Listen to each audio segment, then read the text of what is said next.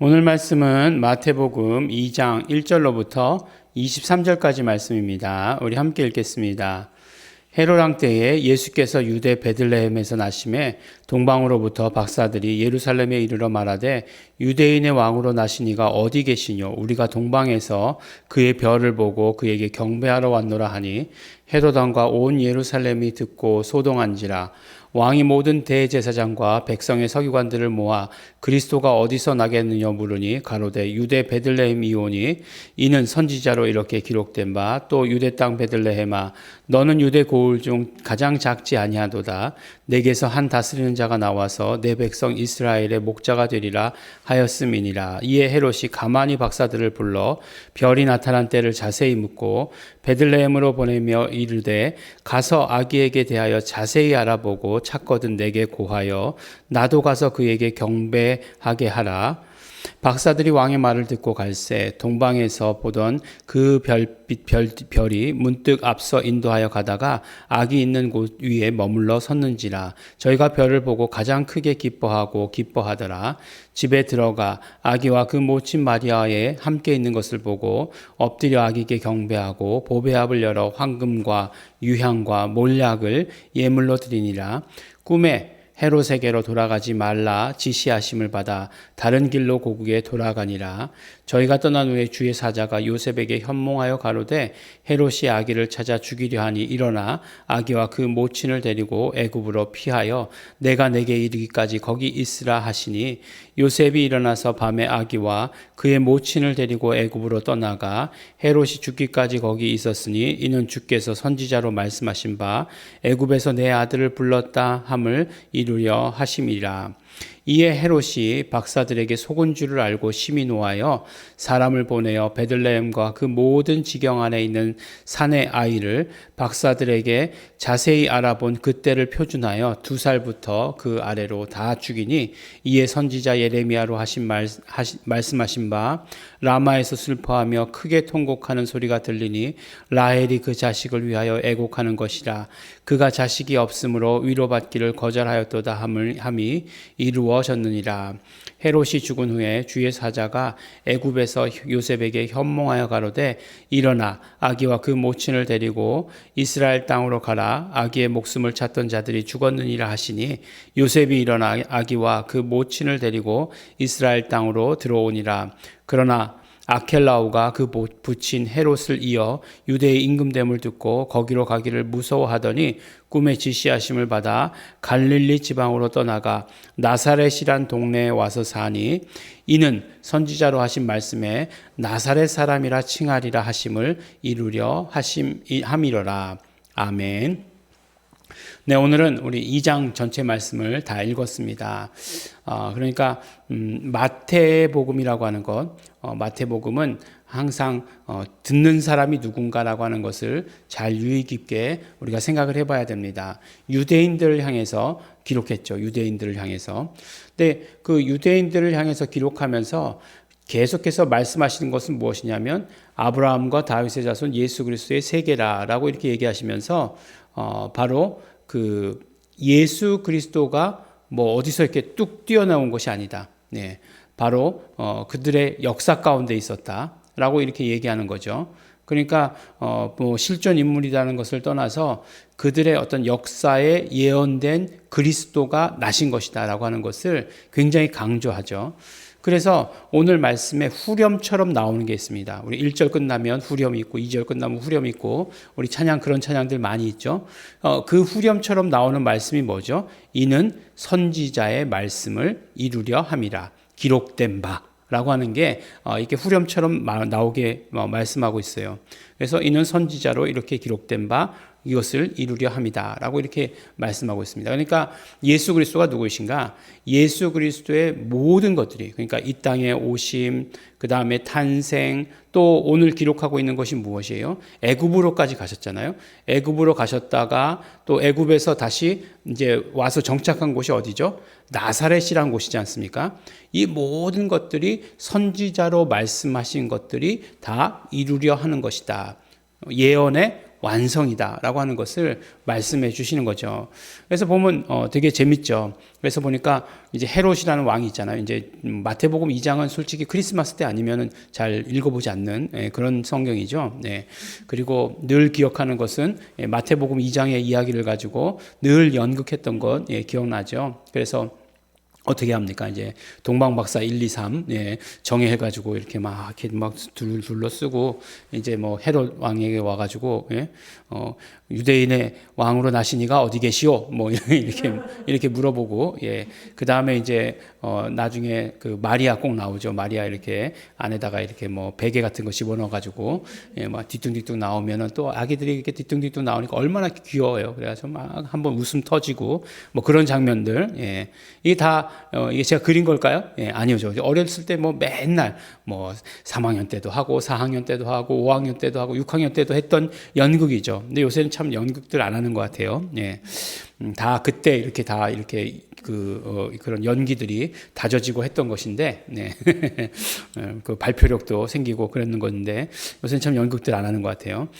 뭘 하는지 모르겠어요. 다 이렇게 앉아가지고 이렇게만 하고 있는데, 뭐가 옳은 건지 잘 모르겠습니다.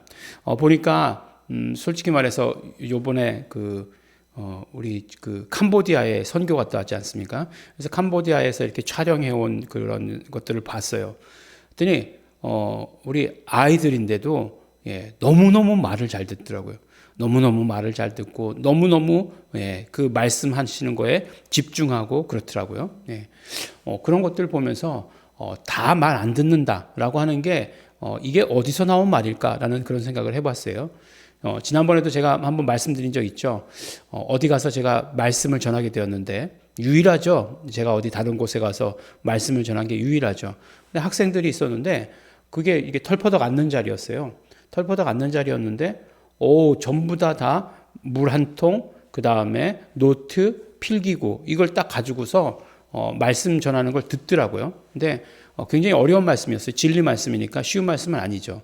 그럼에도 불구하고, 열심히 듣더라고요. 물론 뭐 크게 은혜 받은 사람들은 어른인 것 같아요. 어른들은 말씀이 워낙 좋으니까 뭐 제가 전했기 때문이 아니라 그 말씀 내용이 뭔지 아시잖아요. 그러니까 막 은혜 받는 게 이렇게 막 눈에 보이는데 어린 아이들까지도 그렇게 열심히 학생들도 이렇게 열심히 듣더라고요. 그래서 우리가 이 문명에서의 훈련이라고 하는 것들을 어떻게 하는 게 옳은 것인가라고 하는 걸 자세히 다시 생각해 보게 되죠. 왜 갑자기 이게 다른 걸로 뻗어져 나가는데 할 얘기가 오늘 굉장히 많은데 그래서 이제 베들레헴에서 난다. 메시아가 베들레헴에서 난다라고 하는 예언이 있었다는 거죠. 이게 미가서 5장 2절의 예언이에요. 그것이 다 이루어진 것이다라고 이렇게 말씀하고 있어요. 그래서 뭐 동방박사 얘기는 안 할게요. 뭐 황금과 뭐랄까 유향 이런 얘기는 안 하죠. 근데 이제 헤롯이 어떤 뭐 왕이 난다라고 하는 것에 대해서 두려워했죠. 그리스도가 난다라고 하는 것에 대해서 두려워했어요. 그래서 어떻게 하려고 마음먹었죠? 그러니까 예수를 죽이려고 마음먹었던 거예요. 그러니까 예수님께서는 이 땅에 오시자마자 오시자마자 죽이려고 하는 예수를 잡아 죽이려고 하는 그런 세력들, 사단, 마귀의 쫄자, 귀신들의 하수인들. 또 그 하수인들인 거죠. 그렇게 해서 계속해서 그 고통을 당했다라고 하는 거죠. 근데 그것에 대해서 하나님께서 헤롯을 다 쳐 죽여버리고 그 씨를 말려버리고 하지 않고 예수님을 피난시키세요. 예수님을 피난시키십니다. 우리 생각과 좀 달라요. 어디로 피난시키죠? 애굽으로 피난시키십니다. 그래서 애굽에서 살게 하시죠.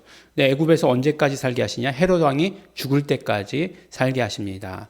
근데 너무나 재밌게도 또 그 애굽에서 사신 그것도 선지자로 말씀하신 바 애굽에서 내 아들을 불렀다 함을 이루려 함이리라. 호세아 11장 1절에 나오는 이 말씀을 그대로 이루게 되었다. 예언의 성취다. 이렇게 말씀을 해주시고 계시는 것입니다.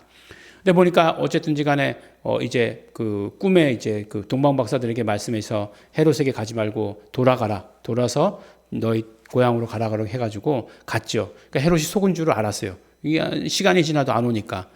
그래서 어떻게 합니까? 그 들은 때를 기준으로 해가지고 2살 이하의 모든 아이를 다 죽이는 그런 어떤 광기를 정말 정말 광기죠. 미쳤죠. 두 사람 이하의 모든 아기들을 다 죽여버리는 일을 하고 맙니다. 네. 그래서 예수님께서는 근데 그걸 피하셨죠. 피하셔가지고 애굽으로 가서 있어서 이 일들로부터 자유로우셨어요. 근데 이것도 마찬가지로 선지자 예레미야로 하신 말씀, 예레미야서 31장 15절 말씀의 성취다라고 이렇게 말씀해 주시고 계십니다. 그 다음에 이제 예수님께서 어떻게 되시죠? 좀 전에 말씀드렸던 대로 헤롯 왕이 죽어요. 근데 이제 이 헤롯 왕가를 보면 앞에가 오늘 보면 아켈라오라고 되어 있는데 아켈라오라고 해도 헤롯 아켈라오예요. 그래서 모든 그 헤롯 집안의 그 왕들은 분봉왕이죠. 그 헤롯 왕들은 헤롯 앞에가 붙고 이렇게 뭐 붙어요. 그래서 헤롯 아그리빠, 헤롯 아킬라오, 그 다음에 그런 사람들 이런 헤롯이 나오죠. 근데 아켈라오라고 이렇게 얘기했는데 사실 그 아들이 왕이 될 때에 굉장히 큰 문제들이 있었어요. 왜냐하면 우리가 이제 일제시대 말고 그 예전에 이제 중국의 이렇게 그 영향을 받았을 때를 생각해 보면 돼요. 고려 때 이럴 때 보면은 중국에서 왕의 비준을 해주지 않으면 왕으로서의 그런 어떤 자격을 얻지 못하죠.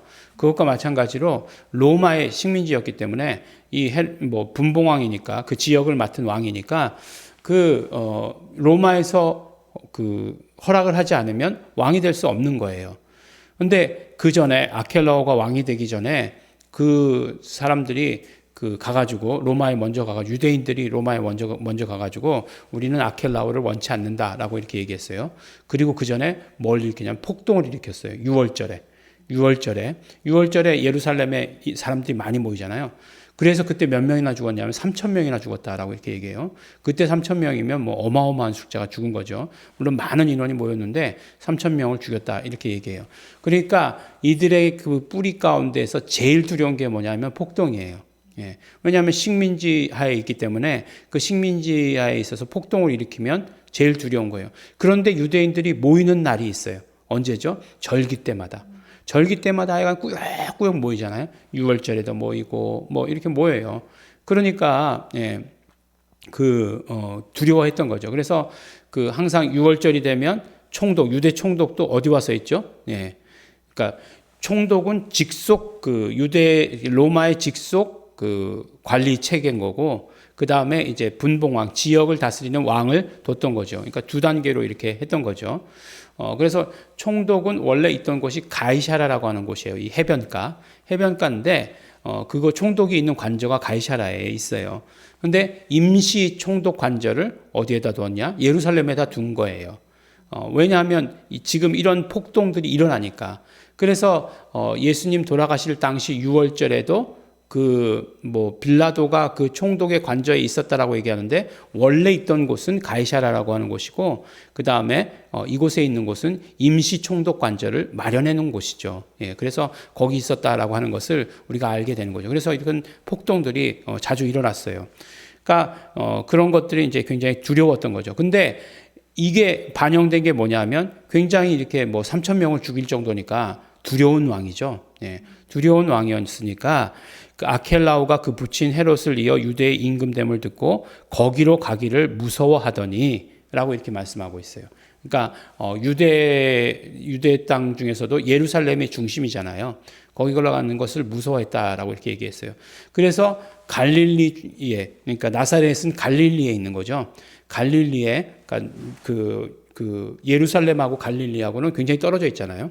예루살렘은 이 남쪽에 있고 갈릴리는 그 북쪽에 있어요. 그렇기 때문에 그 북쪽에 있는 나사렛이라고 하는 곳에 갔다라고 이렇게 얘기합니다. 나사렛은 어딜까요? 그렇죠. 나사렛은 마리아의 고향이에요. 마리아가 예수님이 탄생할 것이다라고 하는 그 수태고지라고 얘기하죠. 천사가 와서 말씀하신 것. 그것을 받은 곳이 바로 나사렛이에요. 그러니까 그 동네, 그때는 나사렛이라고 하는 곳이 굉장히 보잘것없는 작은 동네였죠. 그래서 요한복음에 보면 나다나엘이 그러잖아요. 나사렛에서 무슨 선한 것이 날 수 있느냐라고 이렇게 얘기하지 않습니까? 그래서 나사렛이라고 하는 것을 굉장히 낮게 봤죠. 그래서 나사렛 사람이라고 얘기하는 것이 그대로 이루어졌다. 선지자로 말씀하신 바. 계속 또 후렴처럼 얘기한 거죠. 벌써 오늘 몇 번째인지 모르죠. 네 번째인가요? 다섯 번째인가요? 이렇게 선지자로 말씀하신 것이 이루어졌다라고 말씀하죠. 그래서 처음에는 그 크리스찬들을 뭐라고 얘기했냐면 그리스도인이라고 이렇게 불렀어요. 그렇게 부르기도 하고 사도행전에 보면 그렇게 불렀다라고 얘기하지 않습니까? 또 유대에서는 뭐라고 얘기했냐면 나사렛 사람들 이라고 이렇게 불렀다는 거예요. 나사렛 사람들 이렇게 불렀다라고 이렇게 이야기합니다. 근데 이제 이 두 가지가 다 좋은 의미에서 부른 건 아니에요. 좋은 얘기에서 부른 게 아니라 그리스도인, 정말 거룩해 이렇게 해서 부른 게 아니라 지금 말하면 뭐 예수쟁이 뭐 이런 식으로 이렇게 부른 거죠. 그렇게 불렀다라고 이렇게 얘기합니다. 근데 이제 또 한 가지 이제 말씀드릴 게 뭐냐면 다 선지자로 말씀하신 것들이 이루어졌다라고 얘기하는데 이제 나사렛 사람이라 칭하심을 이루려 함이라라고 하시는 말씀이 구약에서 발견할 수 없어요. 근데 그럼 그 구약에서 발견할 수 없는 거를 또 이렇게 자신 있게 마태가 이렇게 쓴 건 또 뭐야? 이렇게 생각이 들지 않습니까? 근데 이제 이 말씀이 어떤 말씀을 하신 것인가 하는 것을 알 수 있는 부분이 뭐냐면 이사야서 11장 1절이에요. 그게 뭐냐면 이새의 줄기에서 한 싹이 나서라고 하는 그 말씀이 있어요. 근데 이제 이 줄기라고 하는 말이 히브리어로 보면 넷제르라고 해요. 넷제르. 근데 그 넷제르랑 나사렛이랑 같은 말이에요. 같은 말. 그러니까 이새의 줄기에서 한 싹이 난다라고 하는 것. 그러니까 뭐 나무까지 이렇게 얘기할 수 있겠죠. 그것을 한 곳에서는 줄기라고 번역하신 것이고 한 곳에서는 나사렛이라고 그냥 그 음력 그대로를 쓴 거예요. 그러니까 그 이사야 11장 이사야 선지자의 말씀을 그대로 예언의 성취가 된다라고 이렇게 말씀할 수 있는 것이죠.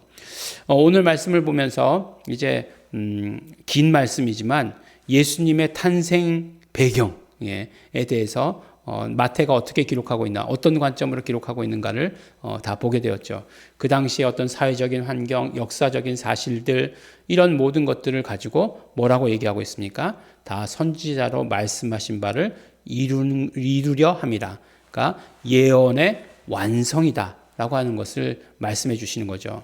그러니까 뭐 마태복음 1장에서 예수 그리스도가 언약을 따라서 오신 분이시고 언약의 완성이시다.